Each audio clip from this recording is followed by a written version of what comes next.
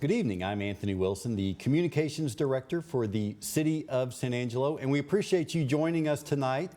We are doing this in the evening time because we know that's when you like to congregate on Facebook, and we have a really important matter tonight that we want to let you know about, and that is a transition from a warning system that was installed in our community in the 1950s to a modern day technology that we have just recently implemented that we feel like is going to provide not only greater reach for warnings whenever a threat presents itself, but also provide great information about what's going on and what you can do to protect yourself. So here to talk about that are two of our first responders in the community. We have Brian Dunn, he is the fire chief, and Tracy Pyatt-Fox. She is the public information officer for the San Angelo Police Department. Guys, thank you for being with us. Well, thank you. Thank you for having us. So Chief, let's start broad and then we're going to drill down into some details. So give me sort of a 30-second elevator speech, if you will, about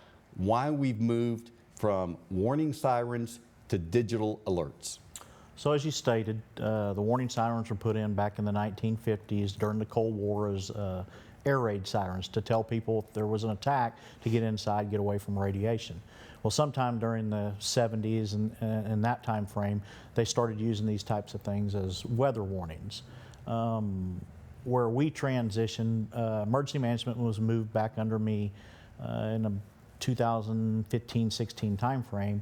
And as we were evaluating the siren stuff, we found out there was many of them that weren't working correctly or not. So we tried to get parts to fix these things, and basically what the manufacturers told us, you need to look in a museum to find parts for these. They are so old. So I'm like, well, that means we either have to replace the entire system or we need to find what is being utilized now to warn personnel. So we started looking around at the different cities, and what we found was that IPAWS, Integrated Public Alert Warning System, was one of the things that's being used and had been in use for years.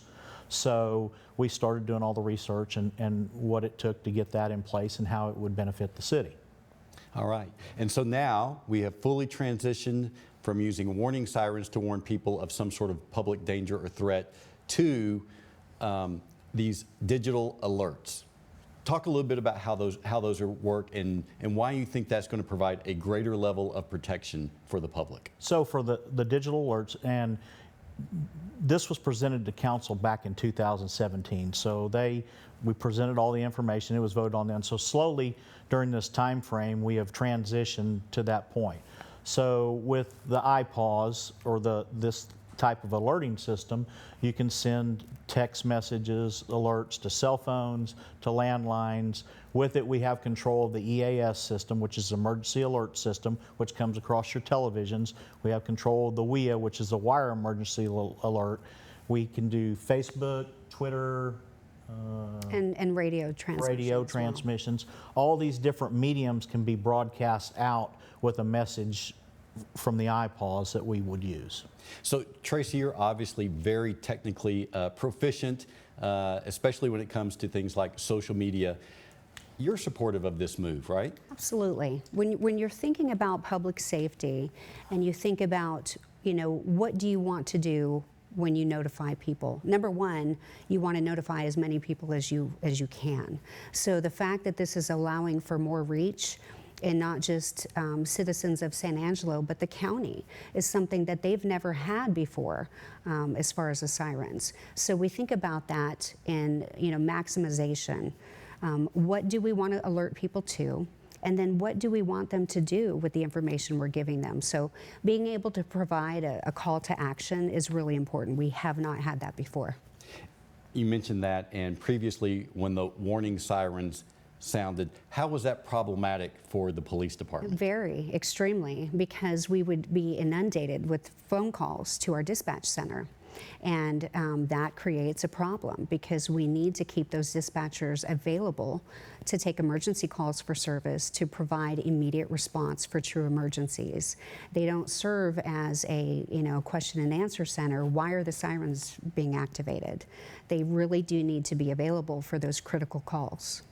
So how might you, Tracy, compare these alerts that people are going to be receiving via phone or text or landline or the internet? How do you compare these to an Amber Alert, which we have all received on our phone at some point?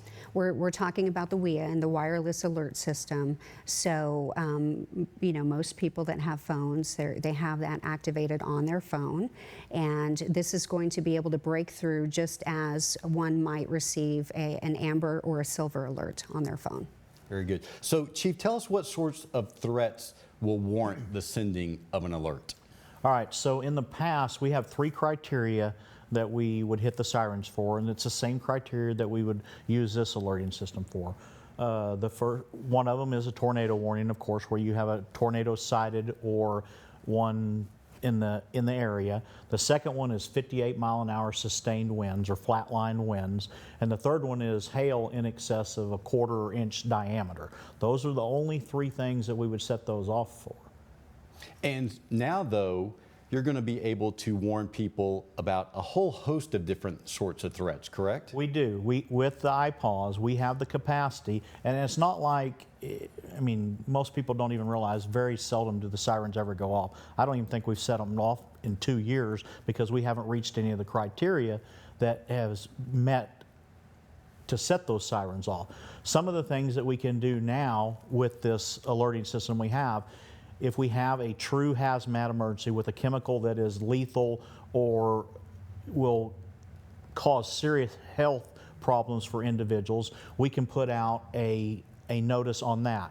Now with the new system, we can block areas on there. So if we circle or triangle an area that we want this alert to go to, so say we have a train derailment and it's carrying something and we got a plume moving in a certain area, we can take that line and draw it around that area and alert people to stay indoors because it's a severe respiratory hazard to them for the area that it's going to affect. We don't have to hit it everywhere else in the county. Say, if we have something in Great Creek, we can just issue that warning to the north side of San Angelo and Great Creek and not down in Christoval. And actually tell the citizens what they need to do with that, not just having a noise that nobody knows what action that they need to take. As she said, the call to action and what they need to do is really the important part. So Tracy, how can you imagine this being used, I the think sort of threats that we potentially face? Sure, just touching on something that I think is really important before with the sirens, if those were activated, and let's say there was a tornado in the northeast portion of the city, all of the sirens are activated. So you have people in Southland or a different neighborhood that will never be affected by this, but yet they're getting the alert. And what we've seen in public safety through the years is that if we keep inundating people with alerts, they kind of turn off to them and they become numb to them. So the fact that we're going to be able to geo-target, these specific messages to the people that will be affected is brilliant. It's great technology. I'm just imagining, God forbid, we should ever face a situation where we have an active shooter in our community. How vital something like this is going to be to provide people information so that they can protect themselves, as opposed to a warning siren would really be useless in that sort of situation. Absolutely, absolutely. So, Chief, any other sort of threats that you can imagine that we might face that we would use this for? The water. Yeah, the water. The city's had boil water notices. You could send that out as text alerts so people would know. Some people may not catch it on their TV or radio or however else it's being broadcast out. But if you put that out there and issue something like that, that's a good way to catch a far greater amount of people. And again, following that up with that call to action, instead of people saying, okay, now we have this boil water notice, who do we call for more information? We can provide all of those follow-up, questions, the appropriate contact numbers, so that if they do need to receive information because they are in the area that's affected, they're going to know exactly who to call and where to go for bottled water and everything like that. So that's something we've never been able to do before. So, Chief, let's just say a tornado was spotted just around the city limits this evening, and you were to send the alert, who would receive that alert? Well, depending on which direction it was headed, and what we can actually activate it countywide. We can activate it citywide. We can activate a path that we draw on the map, and it will go to any cell towers within that range. And if you're within that area, it will ping your phone, or the houses with the landlines, or whatever in that affected area is where it will go. So if you have one of these, you're going to get an alert.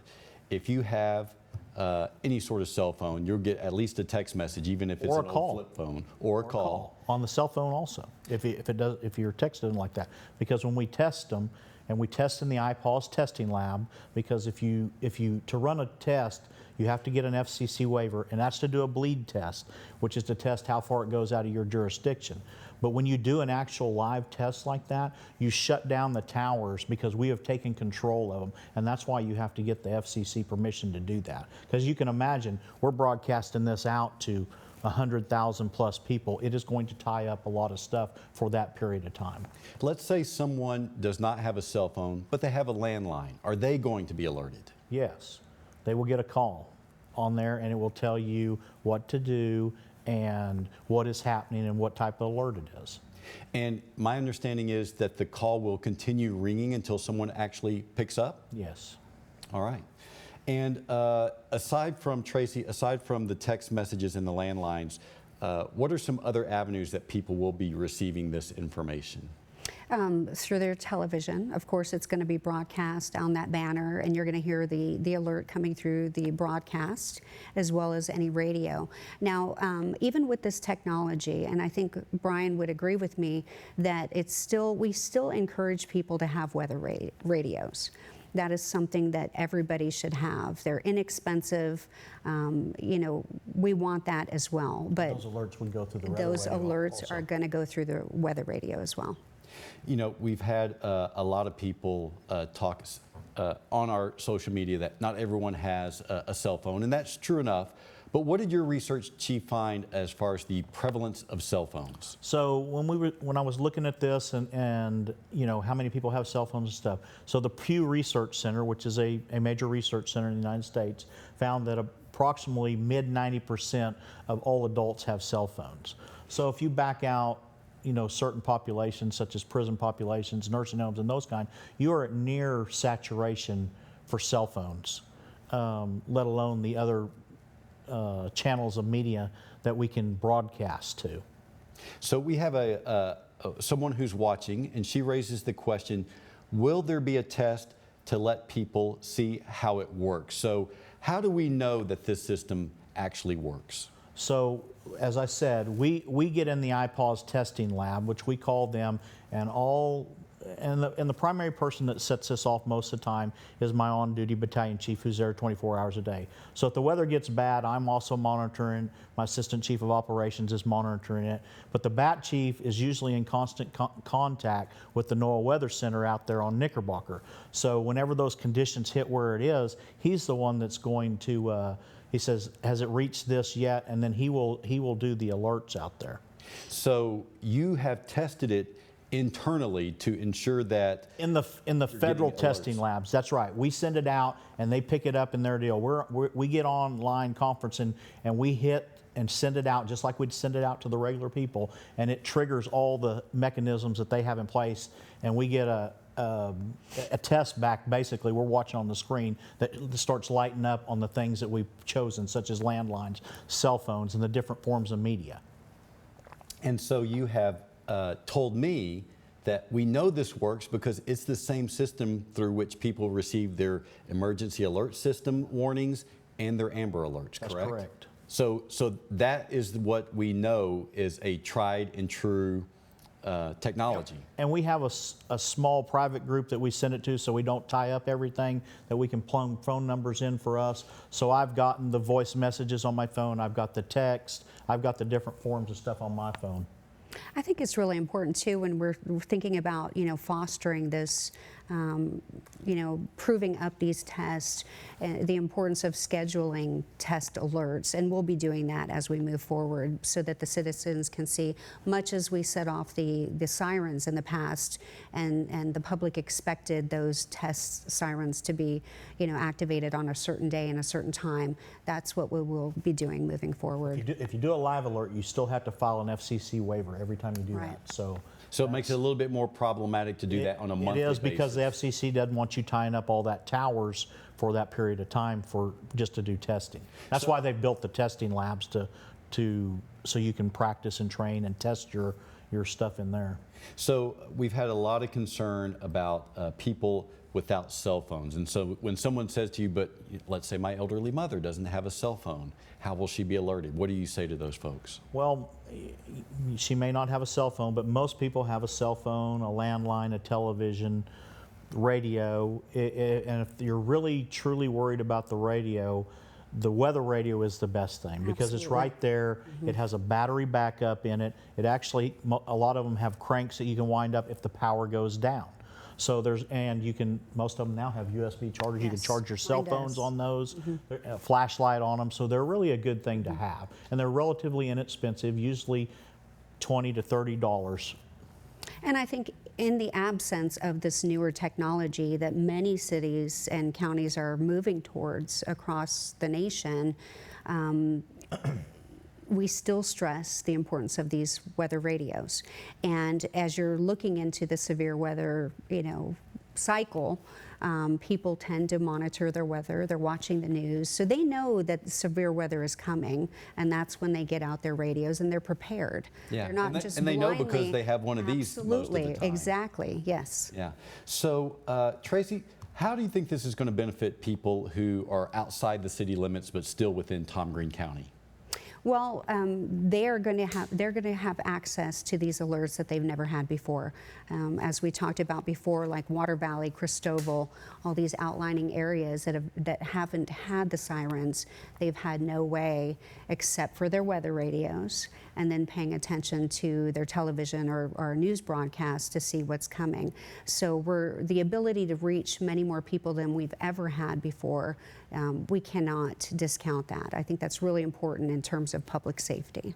I know you've heard this same concern about the elderly and them not being terribly technologically proficient. Do you have concerns about them having access to alerts in some sort of viable fashion? We always have concern for anybody, any special population, the homeless, the elderly, having availability for alerts. And again, we have to kind of dial back a little bit and saying, in the absence of this new technology, how would these people be receiving these alerts? If we think about the sirens and the ability to hear the sirens in sustained winds of a certain, think about the construction in the past 20 years. So we hear from a lot of people that say, oh, you tested the sirens, we didn't hear it. Well, our windows, they're made for insulation. We have better insulation. The construction has completely changed since the the outdoor sirens were built. So most people can't even hear these sirens. I think that might be an especial concern for an elderly person who probably has had some level of hearing loss. The siren might be blocks and blocks away. You mentioned 58 mile per hour sustained wind, so that's dispersing the sound waves as it's emanating from a siren. And if it's occurring at 2 or 3 o'clock in the morning, I would assume that person is probably asleep. And so I would think that would be a concern for people with, let's say, elderly parents or grandparents. What I can tell you so you have people out here that have hearing disabilities or maybe entirely deaf that will never hear the sirens or anything like that. But with a weather radio or a cell phone that flashes when you get a message. And CapTel devices for landlines. So they would be able to get that kind of message. So we have a couple of questions here. These are good questions. When is all this going to start? Well, it is in place now. We have now, it's been in place for a while. So if we were to have a tornado tonight, an alert would go out. That's correct. If we'd had one a week, when was it? About 2 or 3 weeks ago. During that time when they thought we were going to have bad weather, I was up at 2:30 in the morning monitoring. My assistant chief of operations was in his office, and the battalion chief was on the phone with the weather service. So Romano, we were ready to go, ready to set the alerts off. So I'm glad that you mentioned that particular night, Chief, because we got a lot of response the next day. How come I didn't get an alert? Why didn't they get an alert? Because that weather, luckily, thank God, did not break any of our thresholds. We only had sustained winds of about 26 or 7 mile an hour. We had some gusts, but that's not one of the criteria. Again, as I said, tornado warning, sustained winds of 58 mile an hour or better, or inch or better sized hail. That is the 3 criteria to set that off. We didn't have any of those 3, and we haven't had any in a while, and I hope we don't, but if we do, it's ready to go.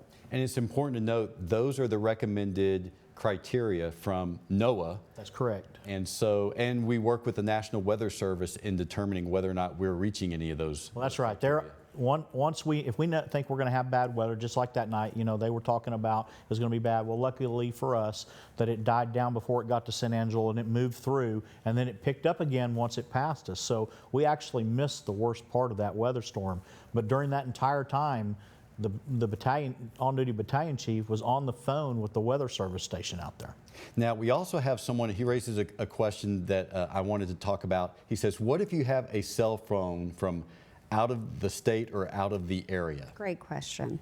Talk about that, Tracy. So the system is very sophisticated, and Nixle has a partnership with Google. It is very intelligent. So if you are a business person coming to San Angelo for a convention or for a sports event, it knows where you are. So if you have a New York area code on your cell phone and you're here and you are in imminent danger, your phone is going to alert. And so if there's a tornado warning in Grape Creek and you're traveling from Midland and you're just passing through the area that the fire department has marked off as this is the area that's going to get the alert, that traveler will get the alert as he passes through that zone. Absolutely, through their phone, through their radio, if they're listening to their radio. It is also tied into the signs on a highway, on a state highway, for amber and silver alerts, so that will come through. I'm glad that you mentioned Nixle because I wanted to talk about that too. Of course, the San Angelo Police Department has a really robust audience of Nixle subscribers. I think it's about 20,000 people. But this is a really different system than Nixle. So talk about the differences between the two. Sure. So the department has been on board with community alerts through Nixle since 2009, but that system is an opt-in system. So that is where citizens can opt in and elect to receive public safety alerts such as traffic warnings. That's probably our most popular alert that we push out every day. We let people know where to avoid so they don't get stuck in traffic. We do a lot of missing persons. We've had great success with locating missing children and missing senior citizens. And if we need to alert the public for, police activity in a specific neighborhood, but again, that's an opt-in system. So people are actively opting into that either through their cell phone, or they can go to nixle.com and set up an account and tailor those subscribed alerts. But that's different from this. And that's important because you also have an ability to disable emergency alerts on your phone, and we recommend that people don't do that. We do recommend that people don't do that. They're there for a reason. And that fits in well with this question. This fellow asked, what happens for us that shut off our phones at night? If there is an imminent threat of severe weather, what might you recommend that people do? I tend to revert back to a saying, help us help you. So, we have this software, we have these tools to keep our community safe, but we have to have people allow that to happen. So if you just shut down to everything that's out there, that's your personal choice. But really the responsibility of living in a community, and not just turning off your phone, but the power in that alert. Maybe you're annoyed by the alert, but if you have an 80-year-old living next door to you, and now you have that alert, and now you're empowered to help your neighbor, there's power in that. That's what community is all about. So I would encourage you to keep those alerts on for a reason. This fellow says, my parents are blind. Will the text and call both go through the phone? you'll get a voice message. I got a voice message on mine when the battalion chiefs were running a test the other day. Of course, they test little different things, and like I said, we got a small group where we send it to internal members so we don't get in trouble with the FCC. But I got actual voice messages. It's text-to-speech technology. All right. So, what has, Chief, I know you've told me about when we would test the sirens, you would go out and sort of see and hear for yourself how well they were working. What was your experience in your ability to hear a siren, even perhaps on a clear day? So the last time that we set the sirens off, I had them set them off on the first of the month. It was probably a year and a half ago.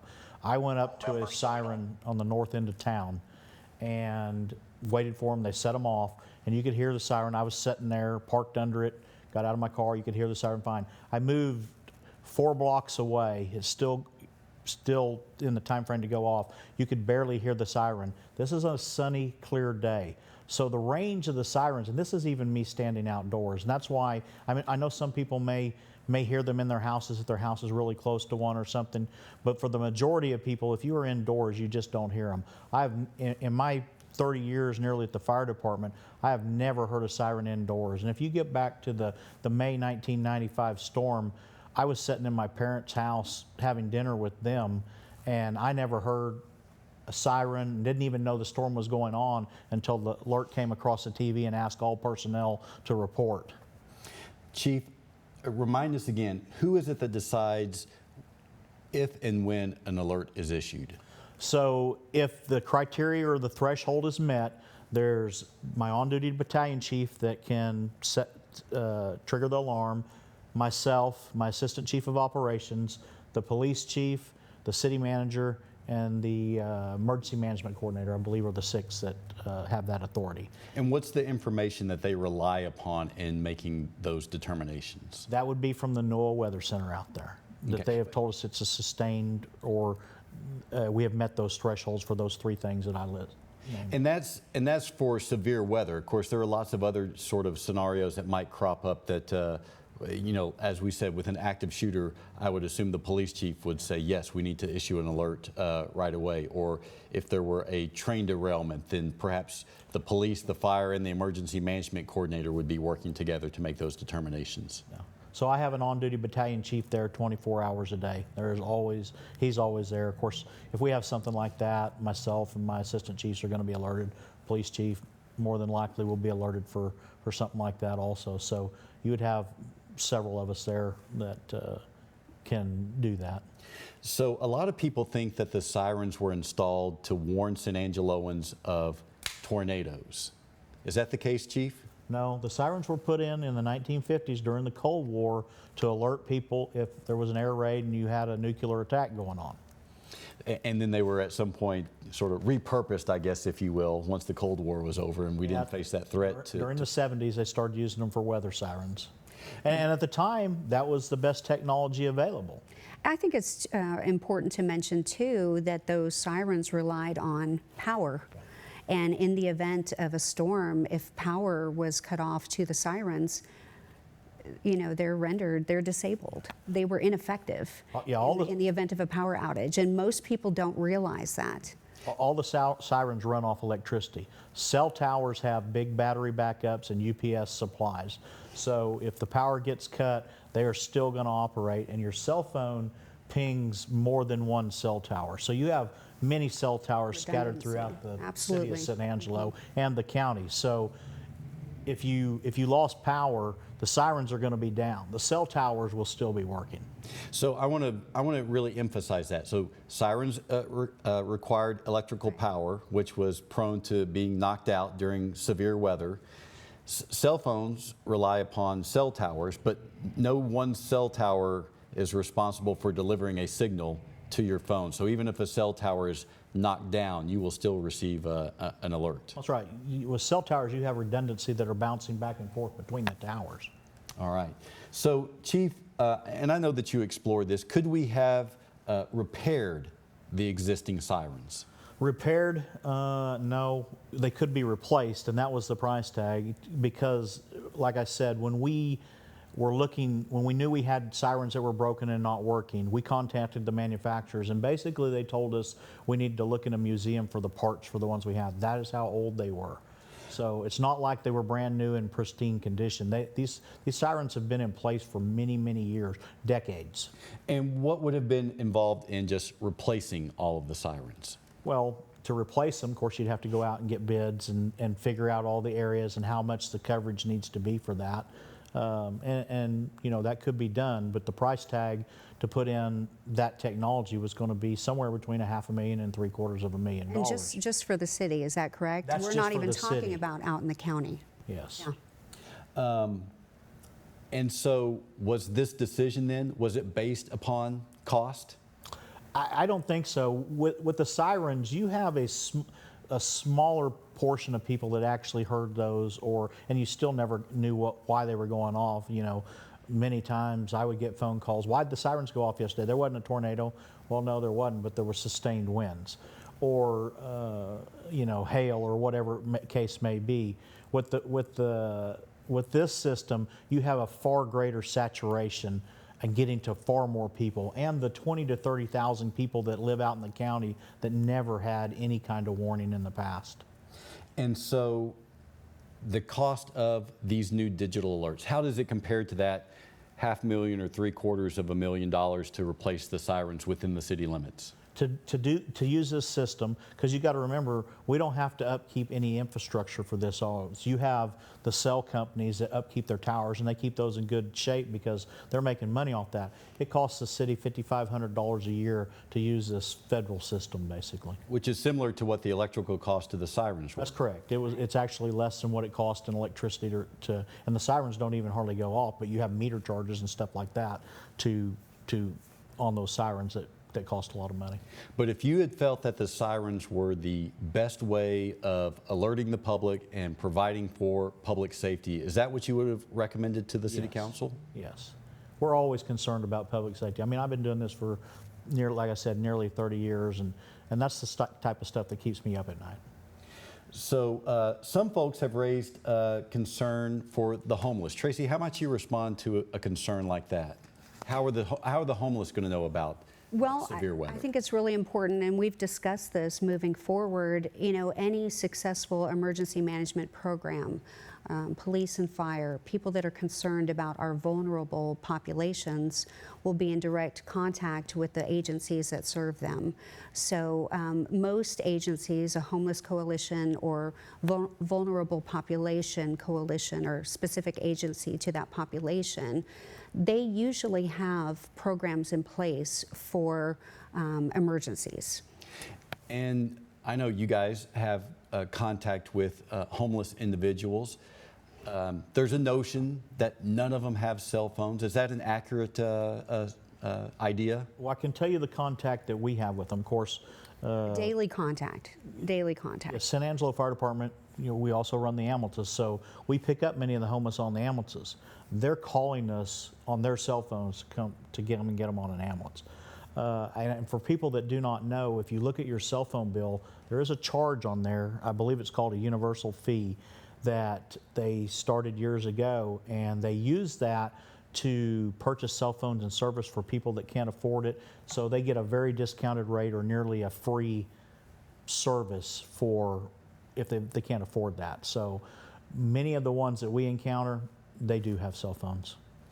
You know, people have asked a lot of what if questions, you know, what if this population, what if this person, and is there any system that we could install that would be 100% foolproof and reach 100% of people 100% of the time? No, unfortunately not.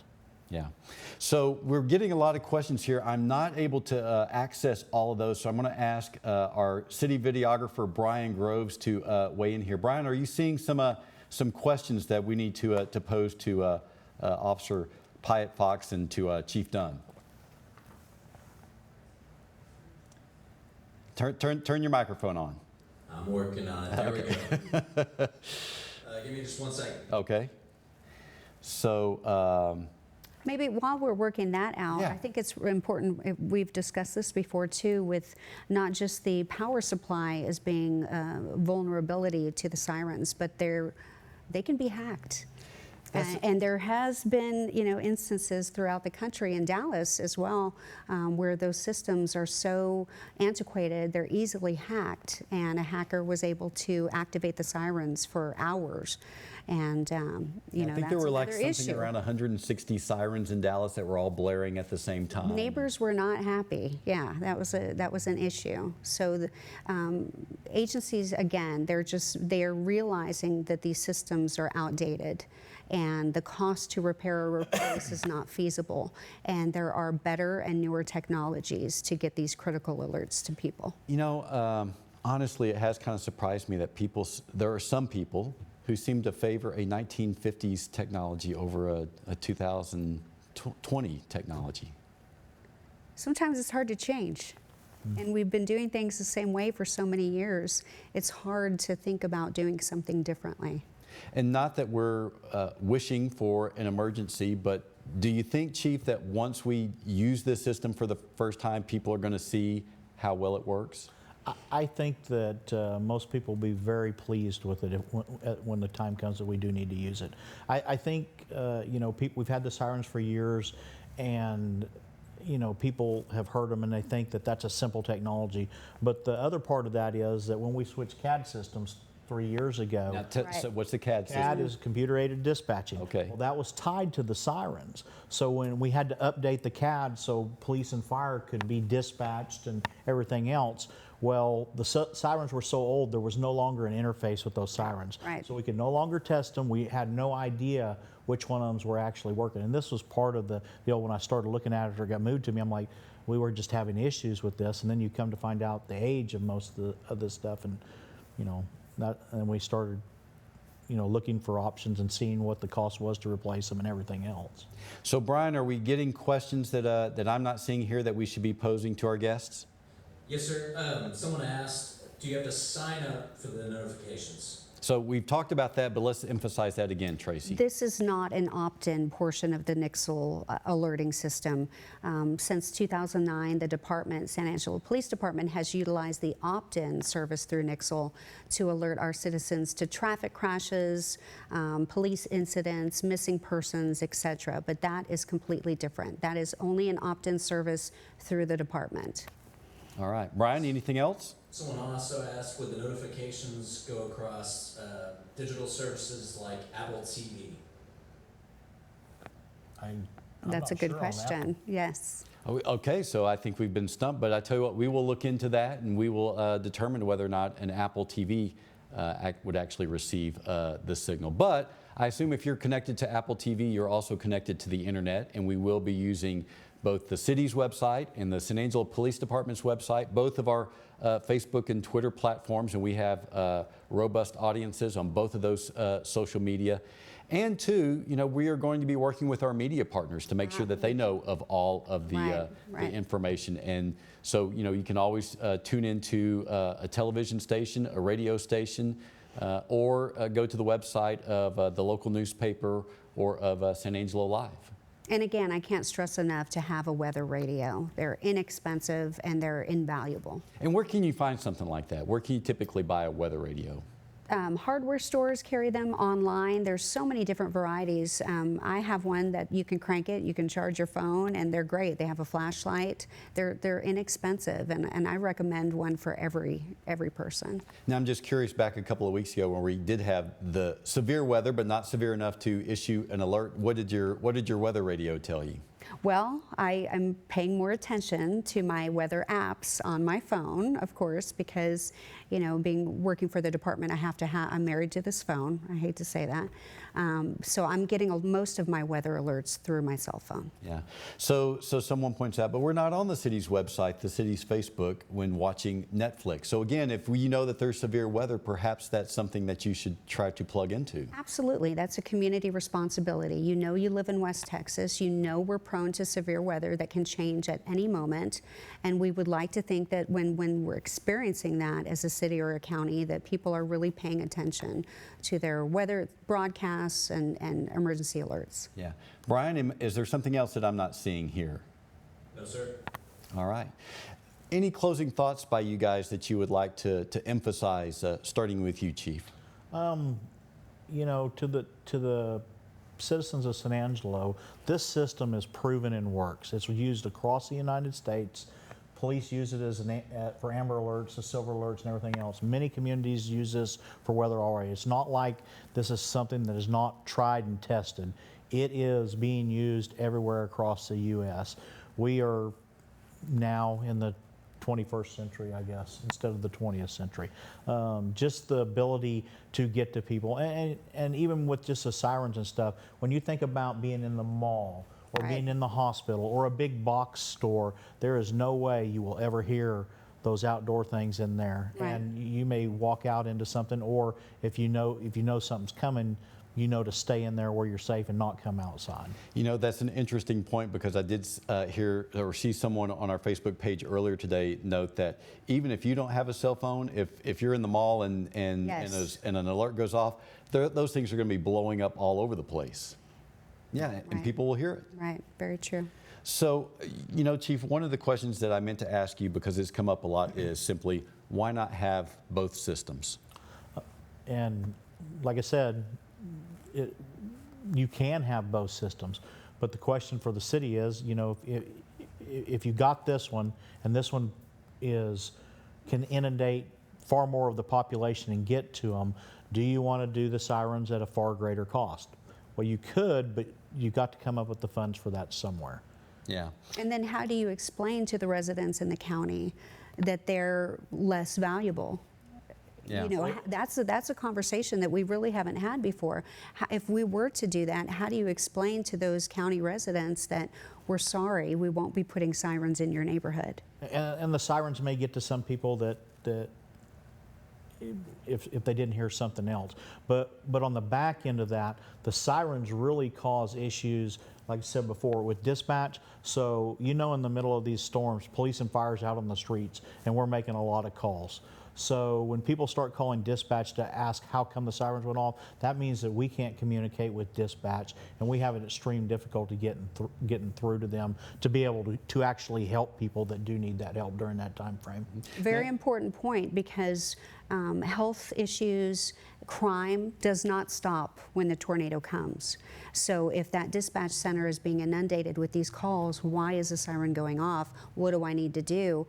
The person that's having a heart attack or a stroke, or that's in a family violence situation that needs to reach a dispatcher immediately, we are really depleting those resources from those true emergencies. So this is a good question someone raises. What will the alert sound like on a cell phone? Pretty much like an Amber Alert. So it'll be a loud. It's the obnoxious. So barring that you don't have your phone completely off, even if your volume's down, it will wake you up.